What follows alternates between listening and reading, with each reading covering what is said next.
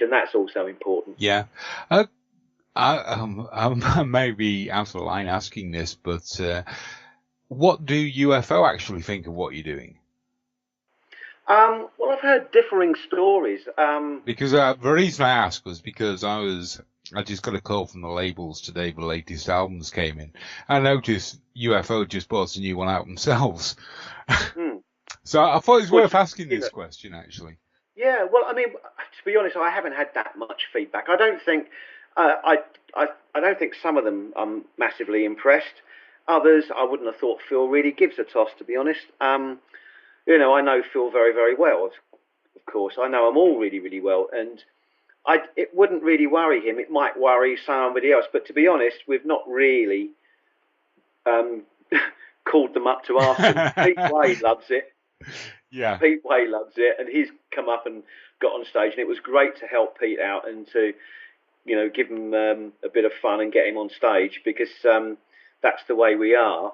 But to be honest, I don't see that we're anything other than a positive, you know, vibe for UFO. If people like what we do, then great. It's not detracting from UFO. We're not out there to stop them doing anything, and if it spurs them on to do even more, then I think it's all good. I mean, it's like the world is not absolutely stuffed up with good live bands. So one more is definitely not a bad thing. This is very true. And it's actually a good thing because, I mean, the way I see it nowadays is I look at the music industry from the point of gigs, and I see that a lot of people won't go out at weekends to something they don't know, which is a shame because nobody explores real music as much as they used to. I mean, for example, people on a Friday night will want to know, is there a Bon Jovi tribute playing? Because, yes, we'll go and see that, rather than, never heard of them, so I don't want to go and waste my money. I know, which is a real shame because that's where all these bands come from, is from the local. I'm a massive supporter. Go and support your local venue, support your local bands because that's where your next Deep Purples and Led Zeppelins are going to come from. And if you don't support the venues, you won't get that staircase of talent that's coming out from kids. So Well, it's very important. it is very, very important. I mean, the main show that I run is Doc's Young Guns, which is basically wall-to-wall new talent each week. And the amount of incredible artists I meet that are struggling to get anywhere because of things like the labels, because of this negative approach to going out on a Friday night and not seeing something original. But I admire the hell out of them all for doing it because they stick to the guns and they keep plugging away.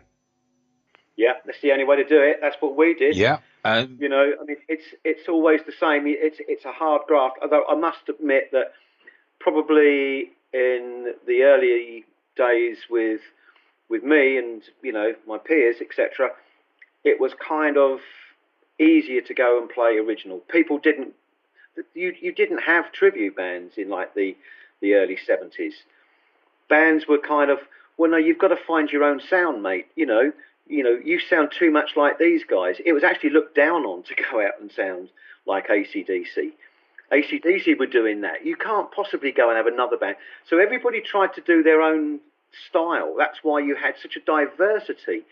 You didn't have a million bands sounding like Oasis or sounding like, a grunge band and that. You had the Thin Lizzy, UFO, Led Zeppelin, Deep Purple, Pink Floyd. These are all massively diverse bands. Yeah, that's very true. Nobody was going out there, oh, God, you've got to be playing shuffles. No, you don't. You can play anything you want. Just make it entertaining, make it good, and people would give you that kind of that space, and people would want to go out and see something new each weekend. But that has gone. That must have been a little glorious moment in music history when it was like you were encouraged to go and be different.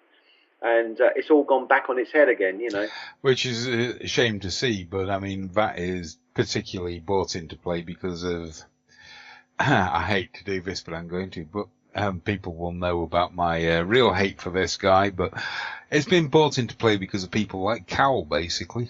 Yeah, there's an awful lot of that. I mean, the thing is, though, is that there's been Simon Cowells and people like that in the business for a long, long time. Yeah, but And just nobody that's done it as well as him, because no one knows. Well, yeah. with all the I mean, there TV is input and everything, it's sort of really sort of turning the people into mindless zombies, letting them tell them think what they want to buy, not what they should go and actually listen to. And that's I think, a big stumbling block in the music industry nowadays. It is. But you've always had an element of the business that's wanted to control the music. They would be much happier if the people went out and only bought the music that they wanted you to buy. And they would be, very, very bland bands that were totally controllable and just knocked out a load of old rubbish that they could easily sell. And to be honest, I think there's a certain amount of them slapping each other on like the back if they manage to get a really, somebody who can't sing a bloody note and get her to the top of the charts, with like vocal tuning and stuff like that. It's like, yeah, I actually got this, person, into the top 5 and she can't sing a note. It's like, it's crazy, but you've always had an element of that in like the business, because you've got the business people, they're not particularly talented in terms of music. They're only talented in terms of making a buck, kind of thing. And they like to be able to control the music business. They'd like the music business to be a bit like McDonald's burgers, We're just trawl out another load of these. And of course, the burgers are totally disposable. So when that flavour's run out, we just stick a new one in there. They don't made X amount of profit in the process. Yeah, exactly. And there is absolutely no reference to how good a product it was. It was just needs to be fairly bland, very controllable. Whatever you do, don't let the music win. We want to be the kings. The business side rather than the music side. And I think there was an element years ago when they kind of tried to do that, and there's always a pop market, but with a lot of the rock stuff, it's kind of they couldn't really do anything with it because they didn't understand it, and it was meant to be different, and it was meant to be a lot of different things. I think also the fact that taking on a rock band or whatever is a longer term investment for the labels. The days of big cash advances on albums are gone. That doesn't happen anymore. No. And they see rock, the way I see it is that they see rock as a threat. Because if they invest in that, they've got to have something that they've got to be prepared to put the time into that investment. Whether I say Jason Bieber or whatever his name is, bang out a single, job done, cash cows rolling in by the end of the week, next week he's forgotten about, move on to the next single. Exactly, it's the next Justin Bieber, it's the next whatever it is, And, it's a shame when the music industry has gone to that. But it's funny because I see a lot of bands now, there's a lot of bands actually reforming. Hang on, reforming is a new word. A lot of new bands appearing with the old styles. Sort of the 80s hair rock style, the 80s sleaze rock, Motley Crue style. Sweden is particularly brilliant at producing bands like that. Yeah. And there's some good Swedish bands around at the moment. They do it well. Yeah. And I think what they're actually doing without realising it is creating the new fashion from the old 80s rock days. I think they're actually forcing it back into the market and people are loving it. Yeah.